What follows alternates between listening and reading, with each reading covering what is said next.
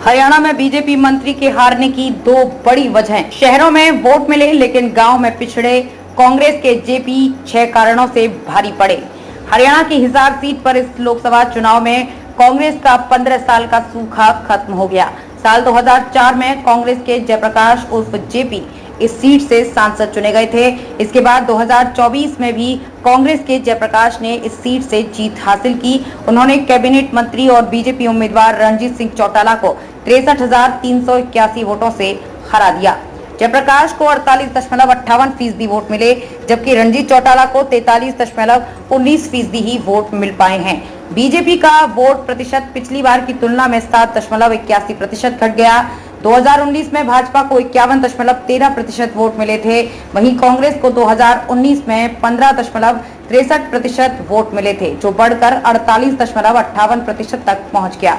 रणजीत की हार के दो बड़े कारण रहे। इनमें आदमपुर हलके में हराना और शहरों में वोटों का मार्जिन घटना रहा।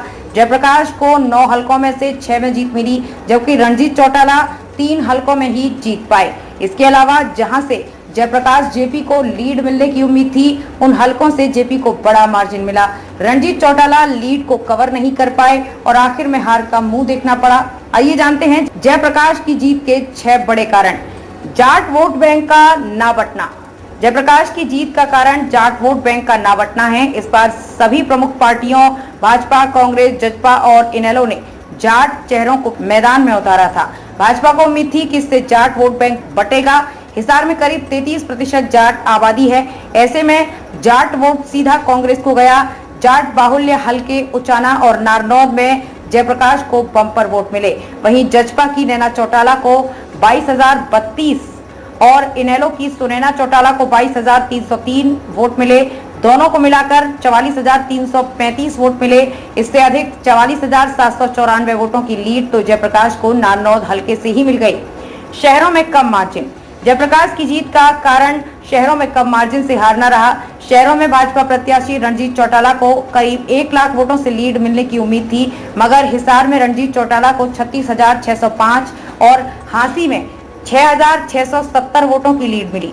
दोनों को यदि मिला दिया जाए तो आंकड़ा 43,275 वोट का बनता है। इससे लीड जयप्रकाश ने एक ही हलके नारनौद से लेकर पूरी कर दी। इसके बाद उकलाना और उचाना ने बची कसर पूरी कर दी।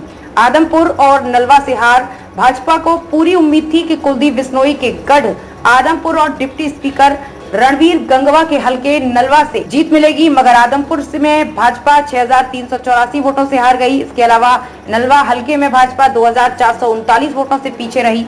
आदमपुर में भाजपा को 15,000 वोटों की लीड मिलने का अनुमान था।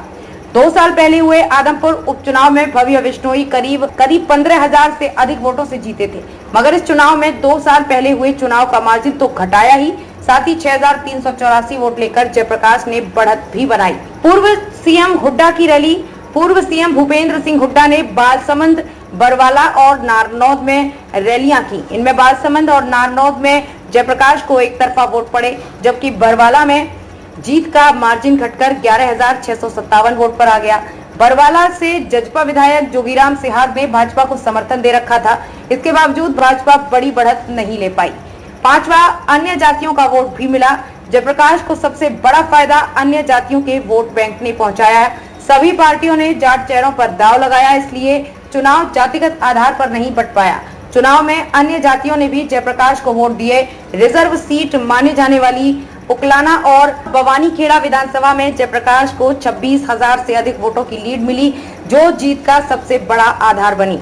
और 6वां किसान आंदोलन और अग्निवीर बनी वजह। जयप्रकाश को किसान आंदोलन का भरपूर फायदा चुनाव में मिला।